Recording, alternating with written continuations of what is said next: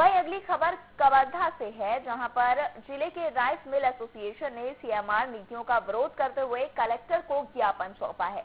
उनका कहना है कि परिवहन दर में विसंगतियां हैं और कस्टम मिलिंग के काम में घाटा भी हो रहा है। मिलर्स ने अपनी मांगों के पूरे होने तक काम नहीं करने का निर्णय लिया है।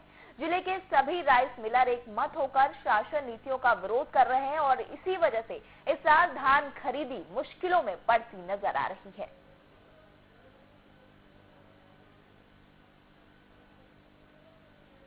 तो आपको बता दें, न सिर्फ रायपुर बल्कि कवर्धा में भी राइस मिल एसोसिएशन ने सीएमआर नीतियों का विरोध किया है।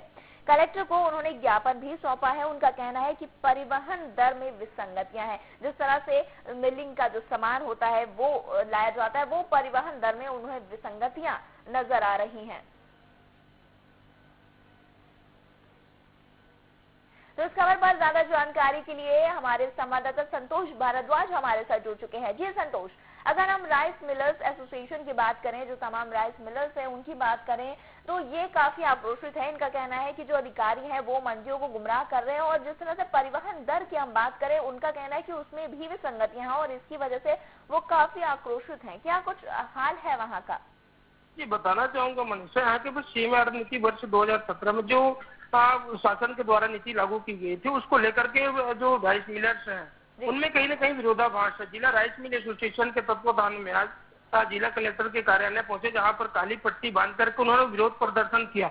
और वहां पर जो मिलर्स हैं उनको कहना था कि जो कस्टम मिलिंग का दर है वो पहले 40 रुपया होता था, उसको घटा करके 25 रुपया कर दिया गया। वही बरदाना की अगर बात करें तो बरदाना में भी वही जो पहले 35 रुपये मिलता था वो आज 25 रुपया कर दिया। तो कहीं ना कहीं जो राइस मिलरों का जो घाटा का स्थिति बन रहा है उसको देखते हुए प्रदर्शन कर रहे हैं और राज्य सरकार का जो नियम बनाया गया है, जो नीति अभी गठित की गई है, उसको लेकर के विरोध जाहिर कर रहे हैं वहाँ पर। जी संतोष, यहाँ पर जो प्रदेश मिलर्स हैं उनकी बैठक भी बुलाई गई और इसमें जो कस्टम नीतियां हैं इनके बारे में भी वहाँ पर जो एसोसिएशन है उसमें बातचीत की जाएगी। तो क्या कुछ बातचीत हो सकती है इस बैठक में, क्या संभावना है?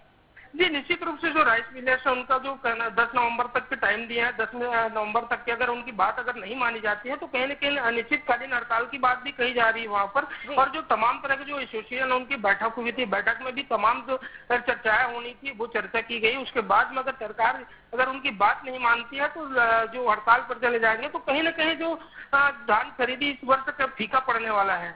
जी संतोष, जो मिलर थे इन्होंने पहले भी पंजीयन नहीं कराया था, तो इसका क्या वजह है, इसके पीछे क्या रीजन है? क्योंकि जो पहले मिलर थे उन्होंने भी अभी तक पंजीयन नहीं कराया और फिलहाल जो तिथि थी, अभी की जो डेट थी जिसपे पंजीयन कराना था, उन्होंने इस डेट पर भी पंजीयन नहीं कराया है। इस बात का तो चलिए पता है क्योंकि इस बार काफी आक्रोशित है, पहले क्यों इन्होंने पंजीयन नहीं कराया था? जी, बताना चाहूंगा मनीषा, यहाँ पर जो 2016-17 में शासन के द्वारा नीति घोषित किया गया था उसमें कहीं ना कहीं जो मिलर्स हैं उनको फायदे हो रहा था, लेकिन अभी जो नियम सरकार के द्वारा जो नियम अभी लागू की गई है उसमें कहीं ना कहीं उनको घाटा नजर आ रहा है। तो इसलिए जो जिस तरह से इनके द्वारा जो बैठक की जा रही है, जो विरोध किया जा रहा है, तो एक जायज मांग भी है, क्योंकि आजकल जो महंगाई दरें बढ़ रही है, बिजली की दरें बढ़ रही है, तो मजदूरों की दर बढ़ रही है, तो कहीं ना कहीं जो तमाम तरह की इनकी मांगे हैं और जो कहीं ना कहीं सही नजर आता है। क्योंकि वहां पर 10 नवंबर का टाइम दिया गया है, अगर 10 नवंबर तक के अगर इनकी मांग को नहीं माना जाता है तब अनिश्चितकालीन हड़ताल करने की भी बात वहां पर कही जाती है। और जो मिलर्स हैं उनका ये भी मानना था कि कहीं न कहीं परिवहन और जो दर में झड़ती प्रतिशत है उसमें भी उसको भी लेकर विरोधाभासी है। तो कहीं न कहीं प्रशासन के खिलाफ जिस तरह से विरोध जताया जा रहा है, तो कहीं न कहीं इनका जो मांग है उनको अब ये देखने वाली बात होगी कि 10 नवंबर के बाद में सरकार क्या इनकी बात सुनती है या फिर एसोसिएशन के द्वारा हड़ताल किया जाएगा।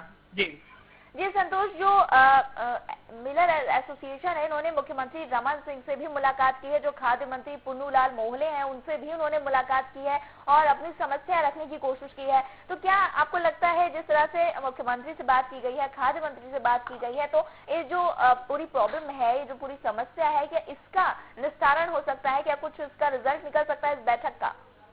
देखिए, बताना चाहूंगा मनीषा, यह जो प्रदेश स्तरीय जो इनके एसोसिएशन है उनके द्वारा ये किया जा रहा है, कहीं ना कहीं इनके जो अगर जो कस्टम मिलिंग की अगर बात करें तो कहीं ना कहीं जो किसानों को नुकसान होने वाला है, अगर इनकी बातें अगर नहीं मानी जाती है कहीं ना कहीं शासन के द्वारा, तो एक जो किसान जो होते हैं उनको 15 नवंबर तक के धान खरीदना होता है। उसके बाद में अगर हड़ताल पर जाते हैं तो कहीं ना कहीं किसानों की चिंता बढ़ जाएगी। और दूसरी चीज है, प्रशासन के द्वारा तमाम जो बातें रखी गई है, कहीं ना कहीं ये देखने वाली बात होगी आने वाले समय में कि इनकी बात के प्रशासन के द्वारा माना जाएगा। जी संतोष, अभी आपने क्या जो मिलर्स एसोसिएशन के लोग हैं, क्या आपने उनसे बात करने की कोशिश की? उनका क्या कुछ कहना है? क्या जो हड़ताल है वो उस पे जाएंगे और या फिर सरकार से फिर से एक बार मुलाकात करने की कोशिश करेंगे, अपनी समस्याएं रखने की कोशिश करेंगे? उन्होंने कलेक्टर को भी ज्ञापन सौंपा है, तो क्या वो इंतजार करेंगे सरकार के जवाब का? जी, निश्चित रूप से जो राइस मिल एसोसिएशन के सदस्य उनसे हमारी बात हुई, उनको कहना स्पष्ट था कि एक बार सरकार से उनकी बात होगी और बात होने के बाद में ही हड़ताल पर जाया जाएगा। और इससे पहले जो बातचीत की दौर जारी रहेगा, अगर बातचीत के दौर में अगर सारे तथ्य को अगर मान लिया जाता है सरकार के द्वारा, तो हड़ताल खत्म हो जाएगा, हड़ताल नहीं किया जाएगा। अगर जो प्रशासन अगर इसकी बात अगर नहीं सुनती है तो 10 नवंबर के बाद में हड़ताल अनिश्चितकालीन किया जाएगा, ऐसे इनका कहना है। तो कहीं ना कहीं जो इनकी मांग है, सरकार को शायद अब ये देखने वाली बात होगी समय पर कि क्या निर्णय लेती है सरकार। जी जी संतोष, इस बार जो सभी राइस मिलर है ये एकजुट हो गए हैं और शासन की जो नीति है इस बार की 2016-17 की, उसका विरोध कर रहे हैं। तो क्या आपको लगता है जो इस साल की धान खरीदी है ये मुश्किलों में फंस सकती है?